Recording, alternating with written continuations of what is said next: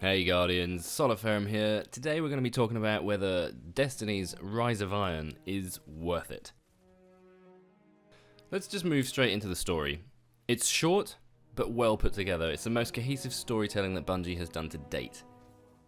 It's a side story. It's not the main crux of the Destiny story. It's just, shimmying off to the side a little bit. We've always wondered what Salad Bar was up to. Well, now we know. Now we know his story, we now know the Iron Lord story. It's a cool little thing to have tacked on to what we already have with the Destiny storyline. It's not just the main storyline that you've got to look forward to, you've got the side quests as well, and those tie in very, very well with the main storyline and they flesh out a lot of the other things, a lot of the weaponry, a lot of the cool lore that we didn't really know much about gets fleshed out a little bit with the side quests, and they are very, very high quality. Of course, I would have preferred a slightly longer story. It clocks around about 45 minutes to an hour. I would have wanted more. I would definitely have wanted more. But there's so much more in this DLC, which we'll get onto in a second, that it almost kind of makes up for the lack of storyline. Moving on.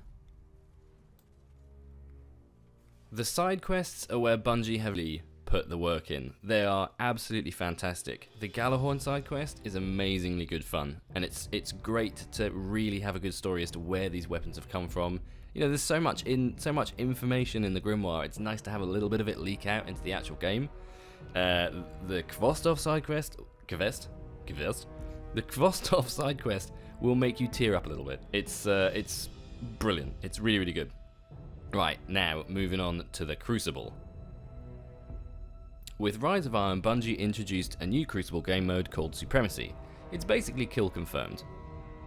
You have to pick up crests of enemies you defeated and pick up crests of your teammates when they have died in order to win the game.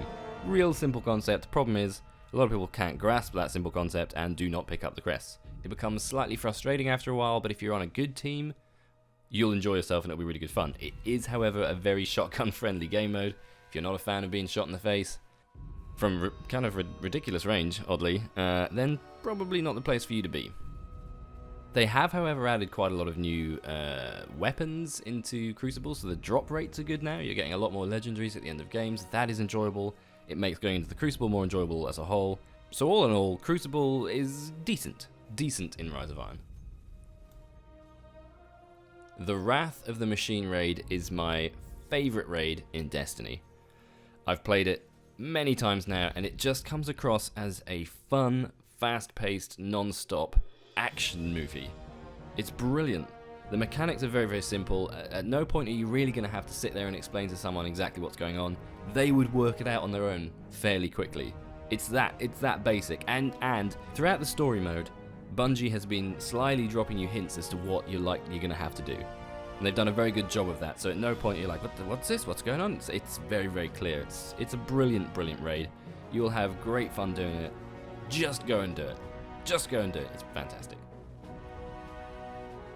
The Plaguelands is the new area to explore in Rise of Iron, and it is huge. It is basically the same size as a Cosmodrome, plus a bit more. It feels massive, and you can go so many places in it that you just wouldn't. If you're just doing a natural patrol route, there's a lot of places you're going to miss. It is massive. Combine that with their equivalent, I guess, of Court of Oryx, which is Archon's Forge, which is a very good way of leveling up and getting cool new gear. It's great fun. It's simple. There's very, very, very basic mechanics. There's multiple bosses. There's different types, but it's not grindy. You can sit in Archon's Forge for hours, or at least I can. There's no real depth to it at all. It's just kind of good fun, just shooting the shit out of stuff. Pretty good fun. The Plaguelands is great. It's a really fun environment to patrol around. Always something to see. In closing, some of the issues that Bungie has had since day one are still here. The grind has gotten difficult again, in that once you hit 365, which you can do just by doing strikes, that from that point on it starts to become more difficult. You need to grind out faction packages, which can take a very long time. You need to do Archon's Forge, you need to do the Rage, you need to do all these things. You need to combine all these things in order to get higher light, and it will be slow. The quickest way is faction packages, but then you're going to need hundreds and hundreds and hundreds of strange coins to change into heavy ammo synth to burn for rep. Now that's cool, that's what I did, and it got me to 385 pretty quickly, combined with the raid, and it was cool. Some people are not going to be in a position to do that, and for them the grind is going to be real. it is going to be real. So, would I recommend buying Rise of Iron? Yeah, I definitely would. Priced somewhere between Taken King and Dark Below, it brings an awful lot of new stuff into the game, a lot of new gear, a lot of new story, a lot of new interest, and a really cool area to patrol.